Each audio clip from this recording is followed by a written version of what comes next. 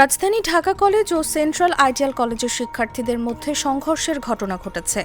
সংঘর্ষের এক পর্যায়ে ঢাকা কলেজের শিক্ষার্থীরা আইডিয়াল কলেজের সাইনবোর্ড খুলে নিয়ে যায়। মঙ্গলবার দুপুরে সায়েন্স ল্যাব মোড়ে এ ঘটনা ঘটে। সংঘর্ষে দুই কলেজের শিক্ষার্থীদের মধ্যে বেশ কয়েকবার ধাওয়া পাল্টা হয়। এতে বেশ কয়েকজন শিক্ষার্থী আহত হয়েছেন। তবে কী কারণে সংঘর্ষের ঘটনা ঘটেছে তা এখনও জানা যায়নি। সংঘর্ষের সময় সায়েন্স ল্যাব এলাকায় অতিরিক্ত পুলিশ এসে পরিস্থিতি নিয়ন্ত্রণের চেষ্টা করে। পরে সেনাবাহিনী এসে পরিস্থিতি নিয়ন্ত্রণে আনে। সবশেষ ঢাকা কলেজের শিক্ষার্থীরা কলেজ ক্যাম্পাসে অবস্থান করছে। এ বিষয়ে নিউ মার্কেট থানার ভারপ্রাপ্ত কর্মকর্তা মহসিন উদ্দিন বলেন, আমরা ঘটনাস্থলে উপস্থিত আছি, পরিস্থিতি এখনও স্বাভাবিক হয়নি। কী কারণে দুই কলেজের শিক্ষার্থীদের মধ্যে সংঘর্ষের ঘটনা ঘটেছে তা আমরা জানার চেষ্টা করছি।